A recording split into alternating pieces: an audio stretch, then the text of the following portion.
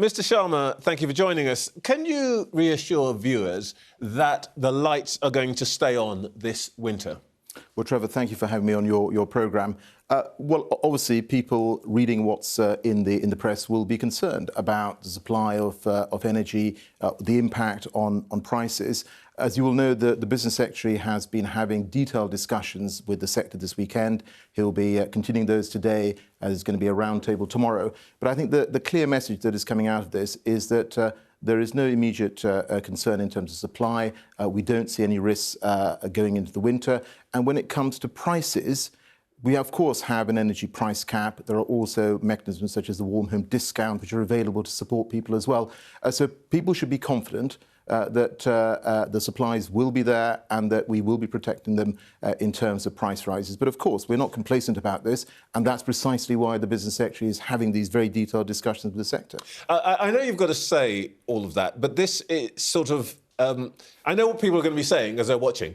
Oh, God, there's the don't panic message from Dad's Army. Now's the moment to panic.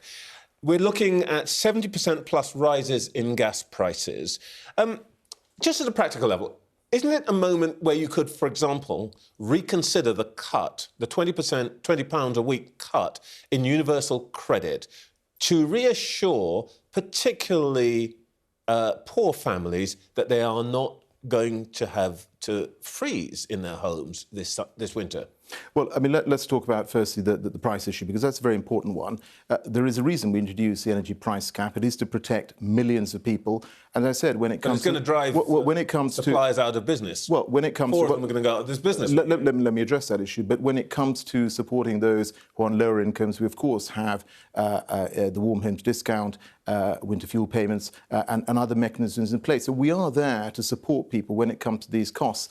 And actually, talking about the supply, a significant element of the gas supply in the UK is domestic, where we have imports that will be coming from secure places like Norway. And people should feel confident that this is something that the government, of course, is not being complacent about, but they should feel confident that the supply will be there. But the truth is that you don't know that. You don't know that. And you can issue as many messages of reassurance as you like, but there might be at least a case for saying, let's help those families. Let's at least hold open the possibility that if prices do go up, you can help those families. Well, we are helping those families. As I said, there is the warm homes discount. There are other payments that are made to those on lower incomes. And, of course, we've got the price cap. So that support is absolutely there. And I want to reassure people that is not going away. And as I said, when it comes to supply, at this point in time, we feel confident that there is not a risk. Okay. And of course, this is not about complacency, Trevor. And you made the point about, Dad's Army. It certainly isn't that. I mean, I'm a dad, but just to be clear, there's nothing to do with Dad's Army. This is a really a laser-like focus that the Business Secretary has on this issue, and that's why he is convening all these groups and making sure that actually we do have a solution longer term to this. And part of that solution, by the way, since we're going to talk about COP, part of that solution is rolling out more renewables. In the last 10 years, we've quadrupled the amount of renewables we have in the country. We've got the biggest offshore wind sector in the world, Trevor. We want to quadruple that as well by 2030. So that's how you take care of energy security and energy supply, is building out domestically when it comes to renewables. But actually, that's exactly part of the point. Your shadow Energy Secretary Ed Miliband's made the point that you've been talking about renewables and all the rest of it for the last 10 years, but you can't be absolutely sure, because you haven't got on with it, that we will have uninterrupted supply, because there just isn't enough that's been generated by renewables. You haven't opened new nuclear capacity as you said you would.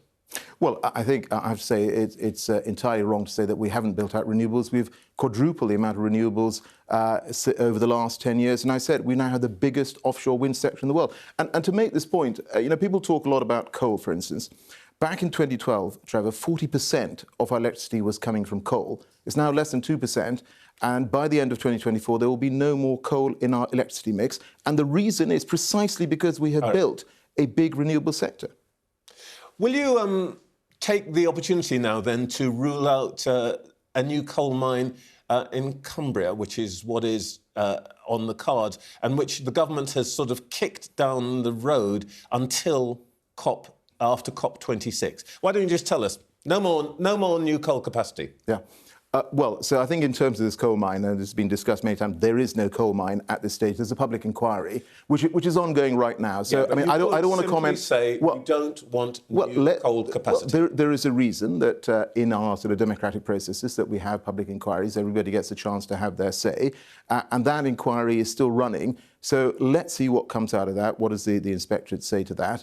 But I go back to this point about coal, which is that we actually are seen around the world as a poster child when it comes to a clean energy transition. And we have built the biggest offshore wind sector in the world. There's no doubt about it. I mean, you know, coal will be history in 2024 in our electricity mix. But with respect, the very fact that you cannot say directly to me, you know what, we do not, whatever the process is, we would rather not have a new coal mining facility in Cumbria on stream in the next few years. The fact that you cannot say that to me will send a message around the world that actually, though you talk a good game, you don't really do the business. Trevor, let's see what comes out of the public inquiry. But, you know, my message, I mean, you sort of said that I'm responsible for this climate conference. My message is going around the world and ensuring that we have all countries committing to phasing out coal in their energy mix, as the UK has done. And actually, we are seen as leading in the world in this issue. All right, well, you're off to New York this afternoon to talk to people from around the world with the Prime Minister to try, I guess, to set up the deal.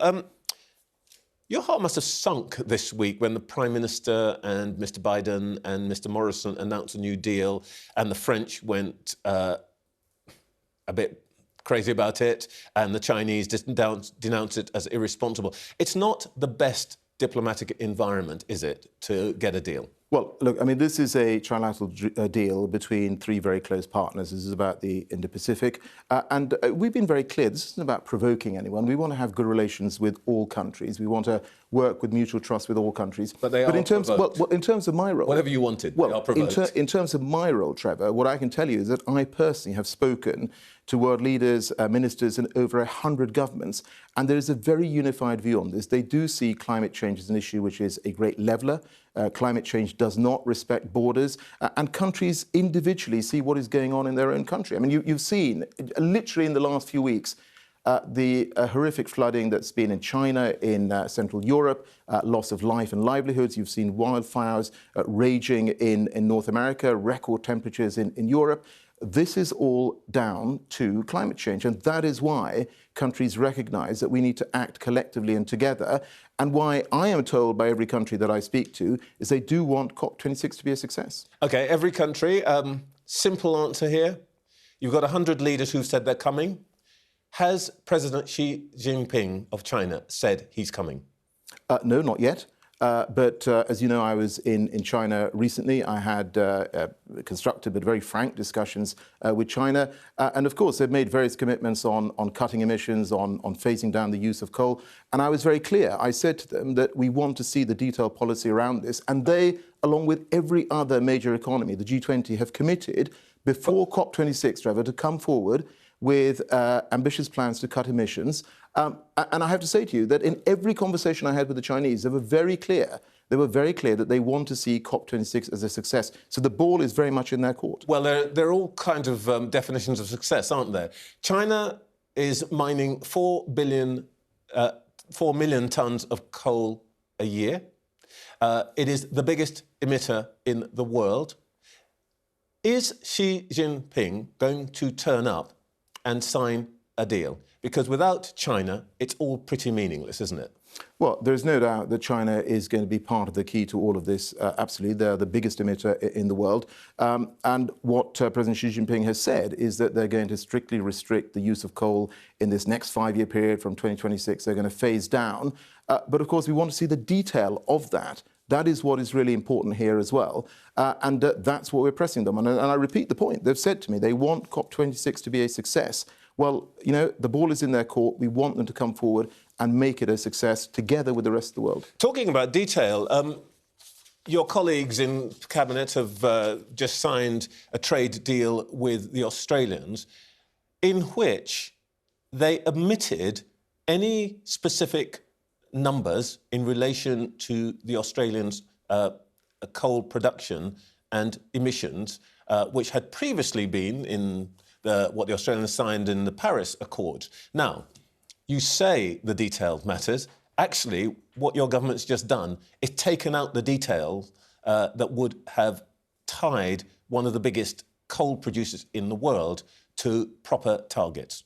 Well, Trevor, you're right. Detail absolutely matters, and this deal has not yet been signed. It's an outline form, and the legal text is being worked on. But I just want to clarify this point, that the UK has some of the strongest environmental measures in the world. We are not compromising that in our trade deals. And when it comes to Australia... But let me address that point, because when it comes to Australia, there is absolutely going to be a substantive clause in that deal which makes reference to the commitment of both countries to the Paris Agreement and the goals of the Paris Agreement. So it is going to be there in black and white. Australians are going to be tied to numbers. They are going to be tied to the commitments that are made in the Paris Agreement, and the Paris Agreement is very clear in terms of where we want to see the limiting in temperature rises in the world. And just to be clear that, Parliament, various select committees are going to have an opportunity to scrutinise this deal. They're already looking at the outline. When the detailed text is agreed, they will have a chance to scrutinise this. So, but I want to be very, very, very clear on this point, is that we are not compromising in terms of the environmental measures that we have in our country. They're hard won as a Conservative government. I'm really proud that this is what we are doing and supporting. And of course, if you look in the trade deals that we want to negotiate, we want to talk about how do we also expand the import and export of green goods, for instance. The Resources Minister of Australia said the reports of coal's impending death are greatly exaggerated and its future is assured well beyond 2030. That doesn't sound like a government that is preparing to wind down its production of coal.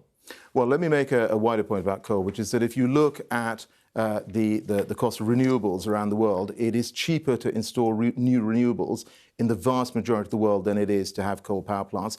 If you look at investments in coal, the private sector is increasingly reluctant to invest in coal because they can see these are going to become stranded assets. And actually, we talked about China. I mean, if you look at some of the statements coming out of some of the biggest banks in China which do financing of international coal, they've said that they're going to be setting out plans to phase down that financing of coal projects around the world. And I think, so we are seeing a move where coal will become consigned to history, but we do want every country to step up on this point.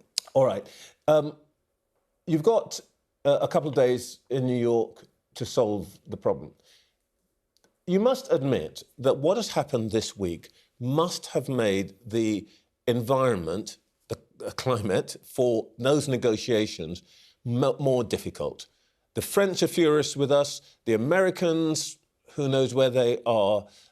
There is a standoff all around, and the Chinese are really being aggressive on the American and British foreign policy. Your life must be being made much more difficult than it needs to be.